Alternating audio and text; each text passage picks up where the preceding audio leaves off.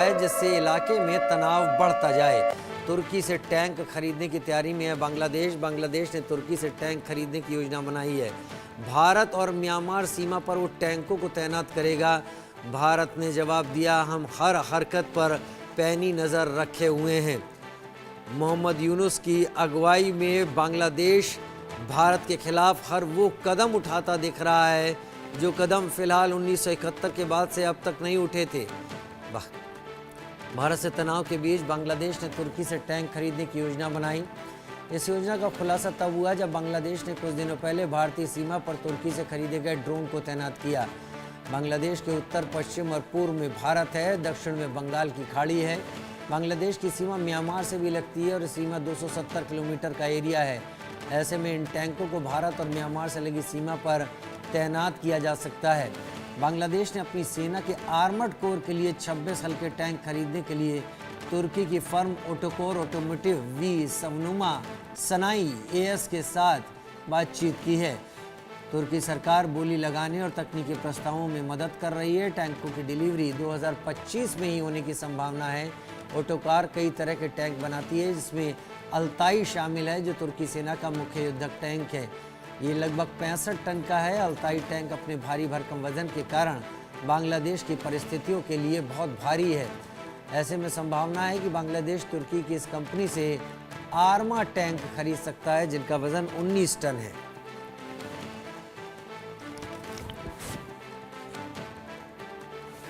रैनिक मेरे साथ लाइव ज़्यादा जानकारी के साथ इस वक्त जुड़ गए हैं। रैनिक, बांग्लादेश क्या चाहता है और ये क्या तैयारी हो रही है?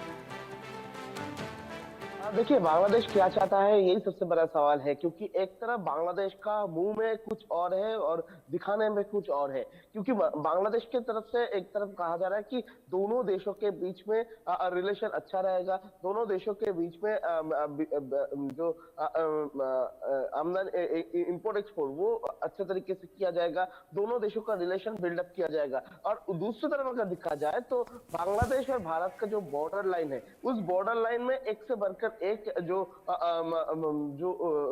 युद्ध की तैयारी वो दिखाई दे रहा है बांग्लादेश की तरफ से। क्योंकि कुछ दिन पहले देखा गया था कि टर्किश ड्रोन का इस्तेमाल बांग्लादेश भारत बॉर्डर में किया गया था बांग्लादेश की तरफ से। टर्किश TB2 ड्रोन का इस्तेमाल सिर्फ जासूसी के लिए नहीं, वो अटैक करने में भी सक्षम है। इस तरीके का जो हाई टेक्नोलॉजी ड्रोन, इसका इस्तेमाल किया गया था। अभी दिखाई दे रहा है कि वही टर्की से वो लोग अभी टैंक खरीदने का बात कर रहे हैं। टैंक खरीदने में वो आर्मर टैंक खरीदने का प्लानिंग कर रहे हैं बांग्लादेश। और बांग्लादेश की तरफ से ये टैंक को म्यांमार सीमा और भारत सीमा, ये दोनों सीमा में तैनात किया जा सकता है। तो एकदम साफ है कि बांग्लादेश वॉर का प्रिपरेशन जो है बांग्लादेश की तरफ से लिया जा रहा है। मगर दूसरी तरफ बांग्लादेश की तरफ से कहा जा रहा है कि भारत और बांग्लादेश दोनों देशों के बीच में रिलेशन अच्छा रहेगा।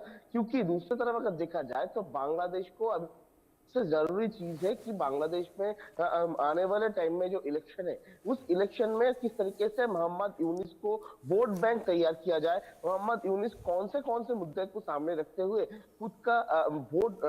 खुद वोट मांगे, और इसी को सामने रखते हुए बांग्लादेश में अभी एक तरफ जब बांग्लादेश में युद्ध का तैयारी भी लगे हुए हैं, ठीक उसी टाइम पर भारत के साथ समझौता का बात भी बांग्लादेश की तरफ से किया जा रहा है। बांग्लादेश का आर्मी चीफ की तरफ से भी कहा जा रहा है कि भारत के साथ वो लोग दुश्मनी नहीं चाहते हैं, भारत के साथ वो लोग अच्छे रिलेशन बिल्डअप करना चाहते हैं।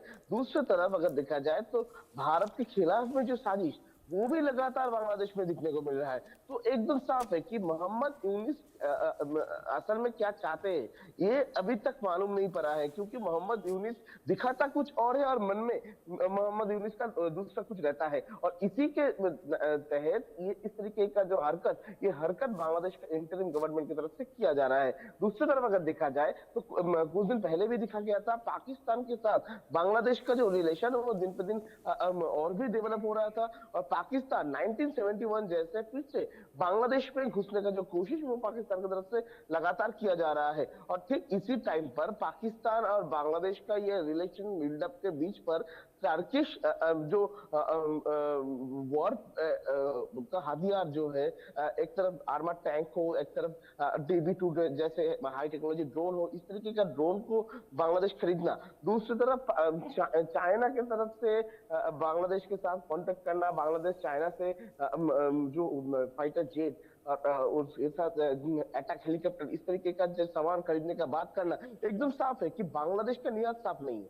बांग्लादेश की तरफ से इस तरीके का चीज खरीदकर भारत के खिलाफ में एक चैलेंज देने का कोशिश बांग्लादेश की तरफ से फिलहाल किया जा रहा है, और जिसका कारण नहीं इस तरीके का चीज बांग्लादेश की तरफ से खरीदा जा रहा है। दूसरी तरफ बांग्लादेश ये जानता है कि अगर भारत के साथ वो चैलेंज लेना चाहे तो वो मुमकिन नहीं है, क्योंकि भारत की तरफ से बांग्लादेश में 28 ऐसा सामान एक्सपोर्ट किया जाता है जिस सामान की वजह से बांग्लादेश में भूखमरी भी हो सकता है, और इसी वजह से सावधानता मानते हुए बांग्लादेश की तरफ से भारत के साथ अच्छा रिलेशन बिल्डअप का बात भी किया जा रहा है।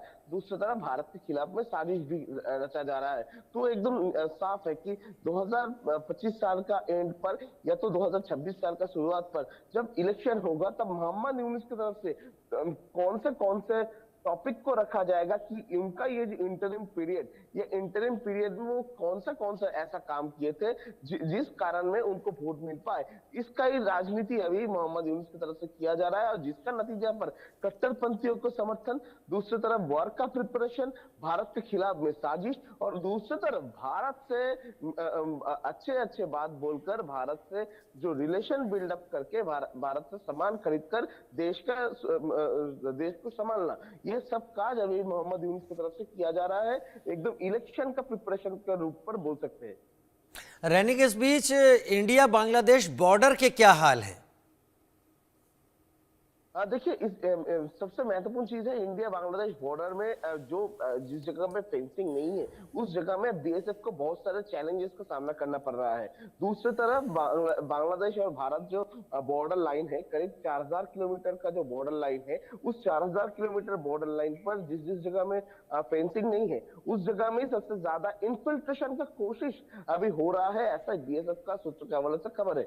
BSF का कहना है कि बहुत सारे लोग बांग्लादेश से भारत में आ रहे हैं और भारत में इलीगल तरीके से अंदर आने का जो कोशिश वो करीब किया जा रहा है।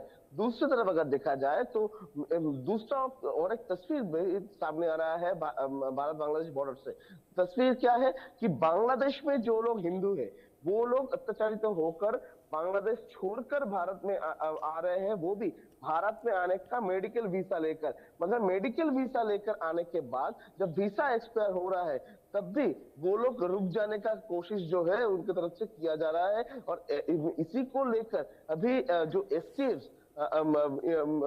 स्पेशल टास्क फोर्स जो है उनके तरफ से भी कार्रवाई चालू कर दिया गया है। बहुत सारे लोगों को गिरफ्तार किया गया है। दिल्ली STF की तरफ से भी गिरफ्तार किया गया है, असम STF की तरफ से भी गिरफ्तार किया गया है, वेस्ट बंगाल STF की तरफ से भी गिरफ्तार किया गया है। इस तरीके का जो STF है, स्पेशल टास्क फोर्स, उनकी तरफ से ये इस तरीके का जो इलीगल ट्रेसपासर है उनके खिलाफ में जो कार्रवाई किया जा रहा है। और बॉर्डर में जो BSF की तरफ से सुरक्षा का तैनाती और भी इंक्रीज कर दिया गया है। जिस जगह में फेंसिंग नहीं है उस जगह में सबसे ज्यादा BSF की तरफ से निगरानी रखा जा रहा है। रात के अंधेरे में भी जो पेट्रोलिंग होता था वो पेट्रोलिंग का परिमाण भी इंक्रीज कर दिया गया है। तो पेट्रोलिंग भी यहाँ पर बढ़ा दी गई है, लेकिन बांग्लादेश के अंदर अभी हाल क्या है जिसका असर सीधा भारत पर पड़ रहा है, जिसकी वजह से? देखिए, बांग्लादेश का इंटरनल जो सिचुएशन वो सिचुएशन अभी सही नहीं है। बांग्लादेश में अगर इंटरनल बात किया जाए तो एक तरफ जब भूखमरी का असर आ चुका है बांग्लादेश में, क्योंकि लगातार दिन पर दिन जो सामान का भाव दिन पे दिन बढ़ता नजर आ रहा है। दूसरी तरफ अगर देखा जाए बांग्लादेश का अंदर में जो लॉ एंड ऑर्डर सिचुएशन, वो लॉ एंड ऑर्डर सिचुएशन भी टूट पड़ा है, क्योंकि हर एक दिन बांग्लादेश का मैक्सिमम जो जगह चिटागोंग हो या मनमोहन सिंह, इस तरीके का जो जगह, जिस जगह में हिंदुओं का संख्या सबसे ज्यादा है, ठीक उसी जगह से बांग्लादेश में हिंदुओं के ऊपर अत्याचार का जो घटना सामने आ रहा है। और उसके साथ साथ ही कट्टरपंथियों का जो राज वो राज भी बांग्लादेश में देखने को मिल रहा है। मगर दूसरी तरफ अगर देखा जाए तो बांग्लादेश का इंटरनल गवर्नमेंट जो है, इंटरिम गवर्नमेंट जो है, वो गवर्नमेंट की तरफ से अभी तक इस घटना को रोकने के लिए कोई कार्रवाई नहीं किया जा रहा है। ऊपर तो बोल सकते हैं कि कट्टरपंथियों को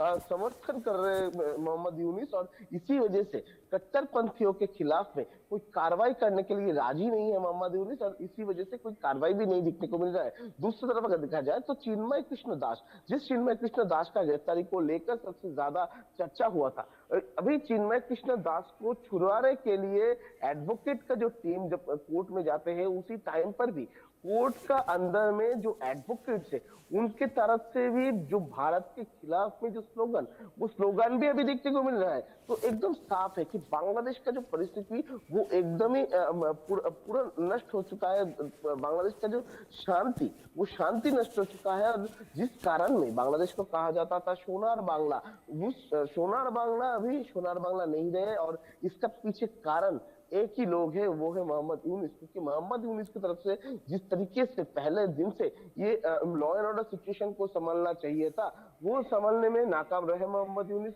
दूसरी तरफ कट्टरपंथियों को समर्थन करते करते बांग्लादेश का जो हालात, वो हालात कब बिगड़ गया वो मालूम ही नहीं पड़ा मोहम्मद यूनिस को। और इसी वजह से बांग्लादेश का अभी का जो फिलहाल परिस्थिति है, इसके लिए पूरा जिम्मेदार बोल सकते हैं मोहम्मद यूनिस ही है। और मोहम्मद यूनिस का इंटरिम गवर्नमेंट लगातार फेलियर हो रहे हैं बांग्लादेश में लॉ एंड ऑर्डर सिचुएशन को कंट्रोल करने में। और इस बीच इंडिया बांग्लादेश ट्रेड के क्या हाल है रैनिक, क्या ट्रेड चल रहा है? हाँ देखिए, भारत और बांग्लादेश के बीच में जो नॉर्मल ट्रेडिंग जो है, वो नॉर्मल ट्रेडिंग चल रहा है। जैसे कि पेट्रापोल बेनापोल बॉर्डर जो है, उस बॉर्डर में जो इंपोर्ट एक्सपोर्ट होता था, वो इंपोर्ट एक्सपोर्ट हुआ जा रहा है। दूसरी तरफ भारत के पास से बांग्लादेश की तरफ से चावल मांगा गया था, और भारत की तरफ से वो चावल देने पर राजी भी भारत हो गया था।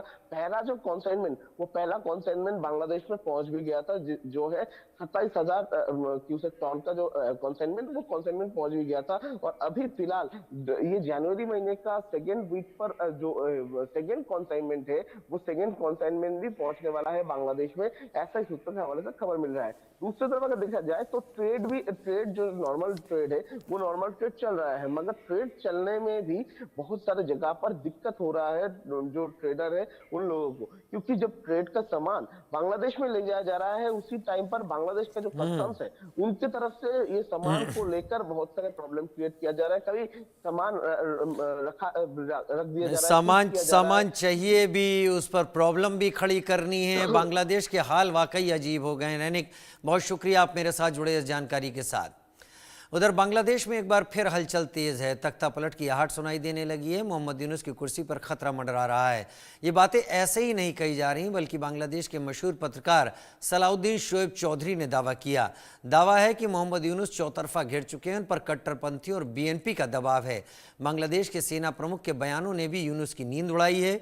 यही वजह है कि बांग्लादेश के पत्रकार ने दावा किया कि यूनुस जनवरी में ही बांग्लादेश छोड़कर भाग जाएंगे। लेकिन फिर क्या होगा? क्या बांग्लादेश में कट्टरपंथियों का राज हो जाएगा? ये सवाल इसलिए खड़े हो रहे हैं क्योंकि बांग्लादेश में कट्टरपंथी बेलगाम हैं, खुलेआम लोगों को धमका रहे हैं, मारपीट कर रहे हैं। अब उन्होंने होटल मालिकों को फरमान सुनाया कि जिन होटलों में बीफ परोसा नहीं जाएगा उन्हें बंद कर दिया जाएगा। तो बांग्लादेश में क्या वही होगा जो कट्टरपंथी चाहेंगे? क्या बांग्लादेश की हालत बद से बदतर होने वाली है? क्या जनवरी में फिर बांग्लादेश की सड़कों पर बवाल होने वाला है?